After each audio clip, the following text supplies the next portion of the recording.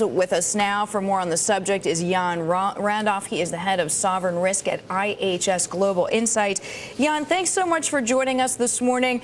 What is your takeaway from the Portuguese auction? I mean, for us, it seems like investors seem short-term pain, long-term gain, but haven't given up on Portugal. Is that your read?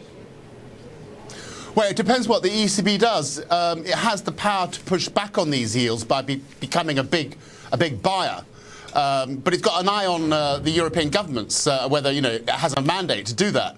But it looks increasingly like at these kind of yields, particularly going above 7%, that if this is sustained, then it's increasingly likely that Portugal will have to tap the backstop facility, because no sovereign really can afford these kinds of interest rates right through the debt mountain. So, Jan, I mean, do you want to take a stab at how much the EU might give in support? I mean, we've seen estimates of about 100 billion euro, $130 billion. Does that sound about right?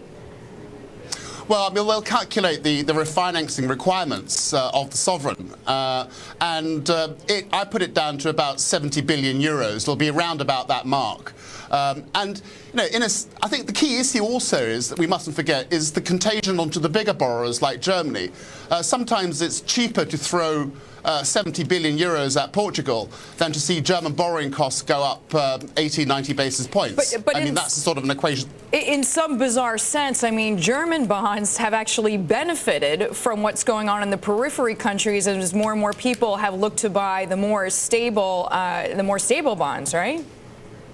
Yes, I mean, that has been traditionally the case. I mean, the German bond market is a safe haven within the European sphere, in the same way the US Treasury market is a safe haven in times of international financial crisis.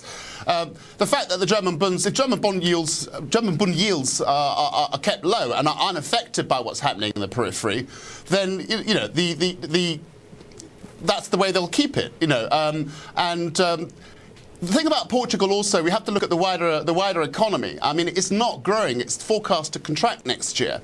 And that means the debt ratios are going to get worse, or they creep up. But we also know, Jan, I mean, I'm not saying that Portugal is not important, but it contributes about 2% to the Eurozone GDP, and Germany is 30%. So, I mean, if you look at Portugal versus Germany, I mean, you're looking at almost one of the smaller players versus the most significant. Yes, that's quite right. The big one to watch, we've always said, the big weak link is Spain. Spain's about 11% of Eurozone GDP.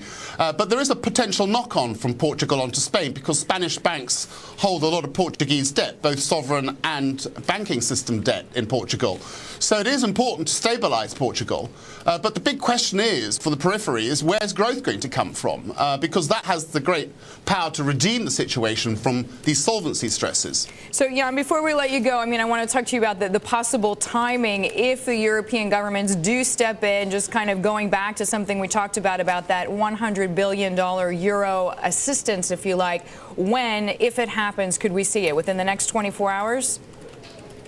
Well, again, it's where yields are going to go over the next few days. If they start edging up above 7% and stay there, in other words, the ECB cannot bring in more private investors when it comes into the bond markets, then they will start looking at the backstop package. Jan, thanks so much for the time, for your insight. Jan Randolph joining us there. He is head of sovereign risk at IHS Global Insight.